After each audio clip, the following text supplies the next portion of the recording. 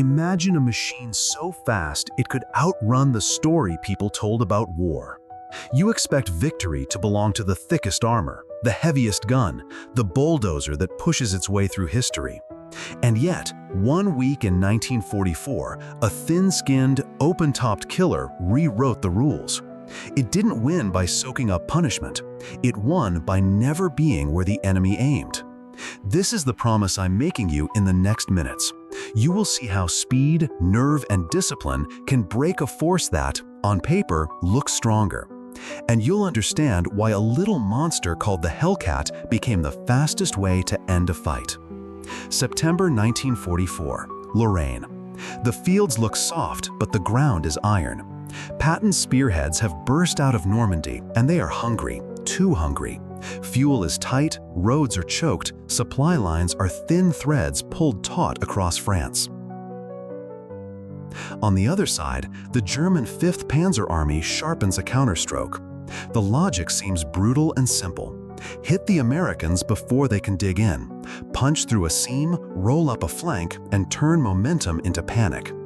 If they break Patton here, the advance stalls, maybe for weeks.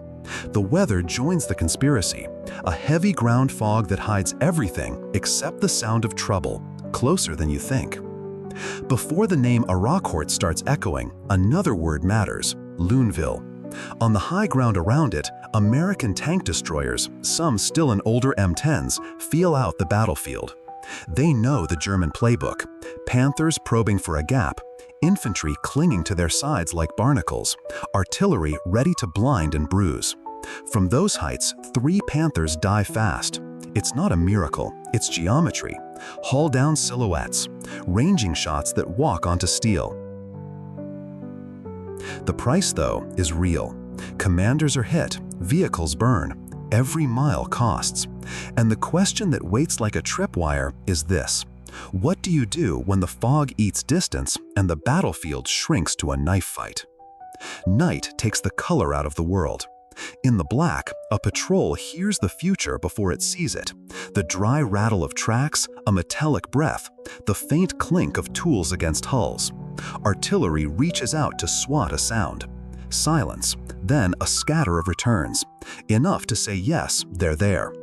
Dawn is a rumor, not a fact, a gray smear that pretends to be light. 2 American tanks ease forward and almost kiss their own deaths. At 75 yards, there's no elegance.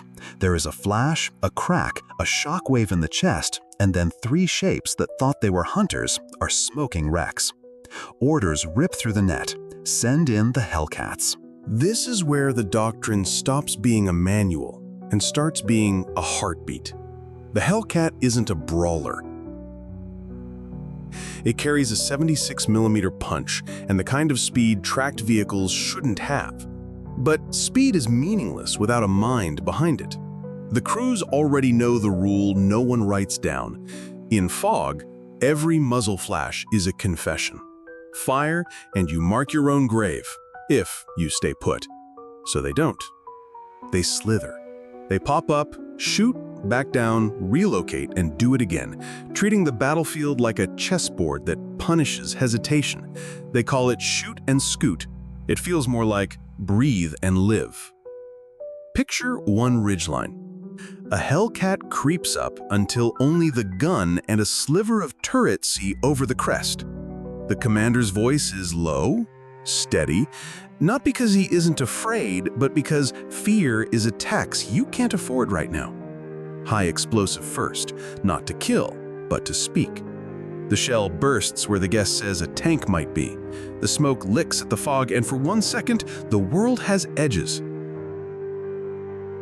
There, a dark wedge, sharp-nosed, too angular for anything friendly. Now armor-piercing. Now the real conversation. The loader's hands are a metronome. The gunner's world is a floating reticle and a breath held too long. The shot breaks.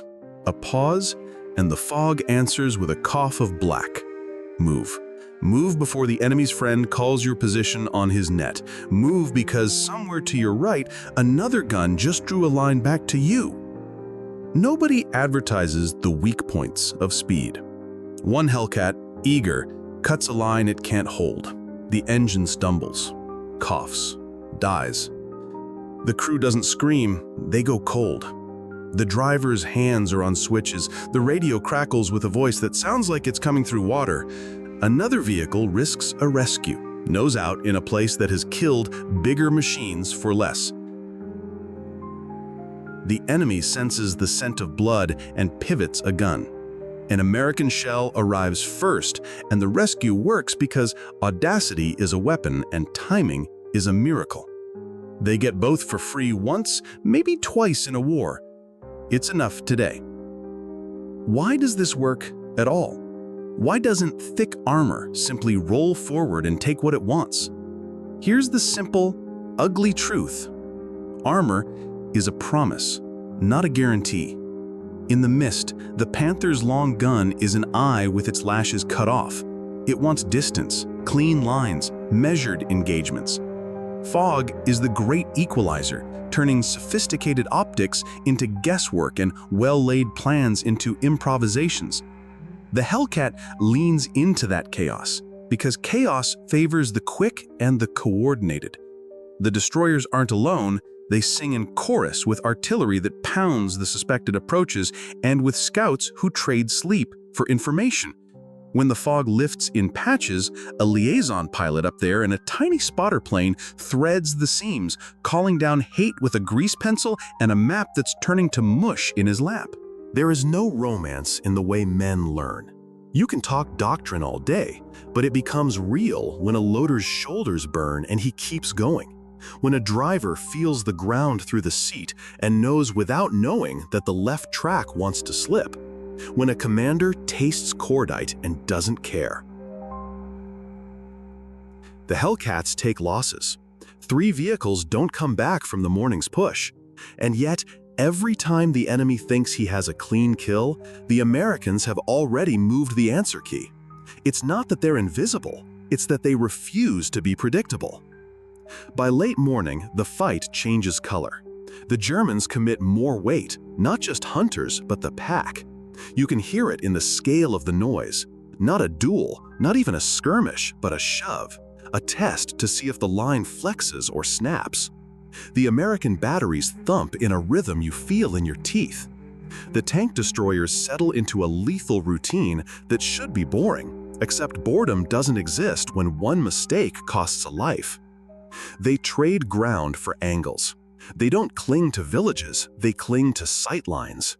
They know that if they can make the enemy show his side, even for a heartbeat, the 76mm stops being a question and becomes an answer. Let's pause here, not to lecture, but to be honest. You might think this is a story of toys and tactics, statistics and claims. It isn't. It's a story of people who had to make a choice inside a moving problem. Do I trust the doctrine that says speed beats armor?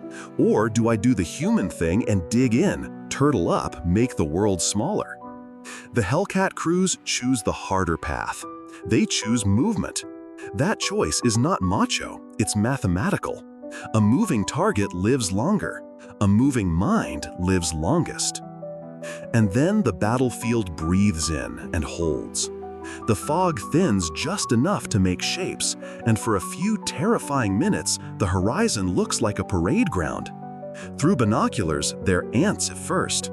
Then they're not.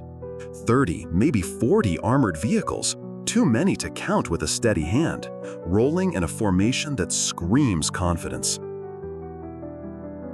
The kind of sight that crushes a man's lungs if he lets it. On the ridge, the American commander doesn't swear. He chooses his ground the way a surgeon chooses a cut.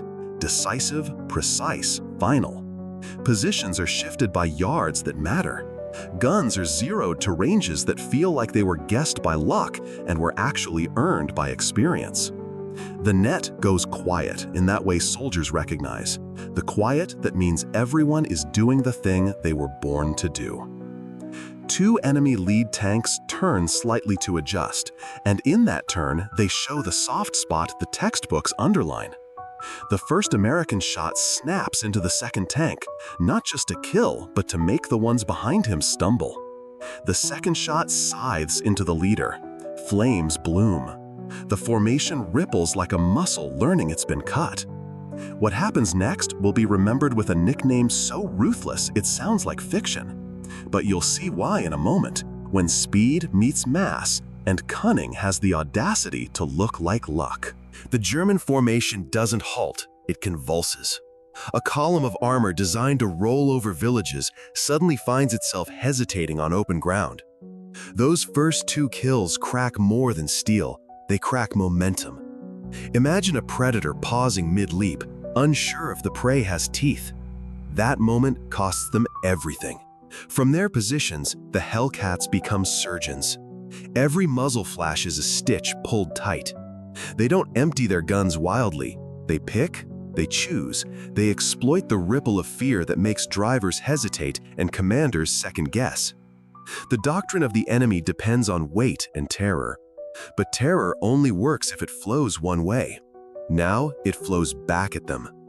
11 armored beasts fall in minutes, gutted by shots taken at just the right angle, at just the right time. This is the scene General Patton later stands over. Imagine him on that slope, boots sinking slightly in the churned mud, looking down at the skeletons of Panthers and other German machines smoldering in the distance. He doesn't give lectures, he doesn't write doctrine. He says the kind of thing only men who've seen the price of hesitation say, that this is how wars end sooner. Efficiency, precision, speed. It's not romance, it's arithmetic with blood in the margins. But history doesn't freeze on a hillside. The fog returns, as if mocking the moment. With it comes a new gamble from the enemy. Another thrust, not frontal, but curling around, trying to catch Americans in their rear. The battlefield bends, and for a heartbeat, it looks like collapse. Imagine being there, hearing engines where engines shouldn't be, watching your compass spin lies because every direction is danger. But columns can pivot too. Cavalry groups swing, artillery shifts aim, Shermans grind forward, and the Hellcats do the thing only they can. They move faster than the danger. In that chaos, 6 more German tanks are shredded before they can make triumph out of surprise. September 22. Reinforcements arrive. New battalions of tank destroyers, more Shermans, cavalry weaving the line together. The Americans look strong now, but strength is never free. The 37th Tank Battalion loses 7 of its own machines in a single push. Smoke and wreckage don't care whose side you're on.